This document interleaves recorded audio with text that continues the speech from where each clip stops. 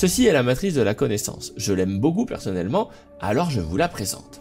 Elle explique qu'il y a 4 scénarios pour la connaissance. Dans le scénario A, je suis conscient des choses que je sais. Par exemple, je sais que je sais taper sur un clavier d'ordinateur. Le scénario A, c'est la partie facile de la vie.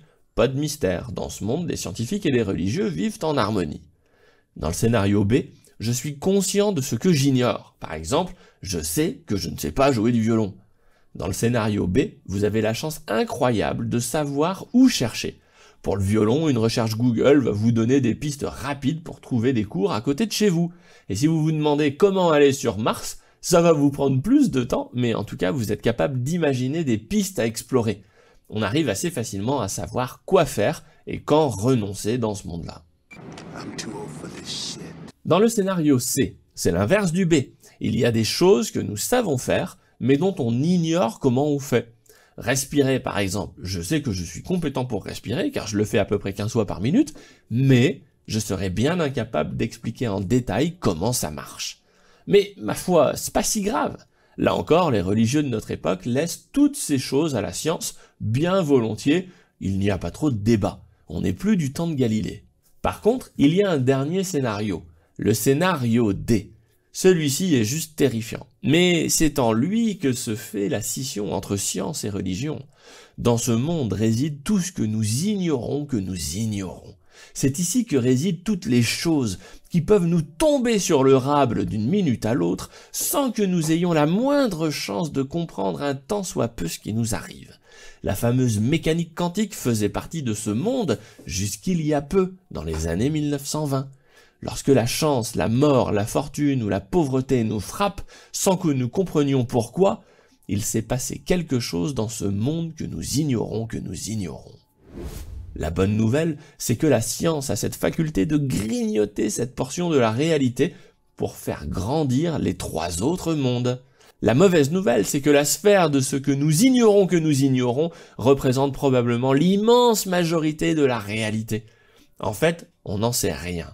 Un scientifique vous dira qu'il ne sait pas même si le nombre de choses que nous ignorons est stable, se réduit ou s'agrandit avec le temps.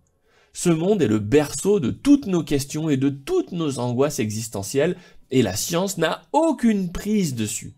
Tout ce que la science peut nous promettre, c'est de tirer le fil de nos connaissances issues des 3 autres mondes pour extirper des choses toutes droites issues de ce que l'on ignore de ce que l'on ignore. Le seul moyen d'interagir avec ce trou noir de la réalité, c'est de tester des trucs. Quand ça marche, on creuse, et quand ça marche pas, on laisse tomber et on essaie autre chose.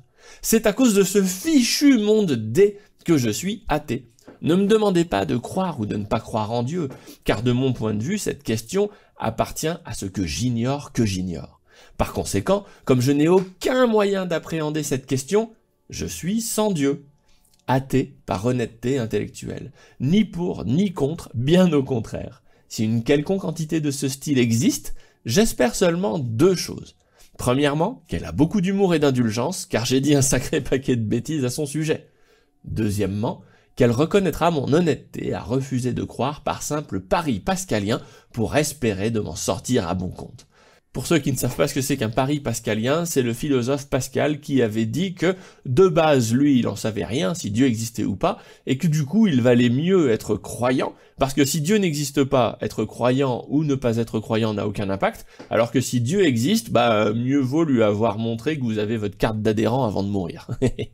Donc c'est une position pragmatique, mais quelque part, elle est un peu hypocrite, puisque on accommode ses croyances, ce que l'on est capable de penser, en fonction de ce que l'on compte obtenir ou pas après sa mort.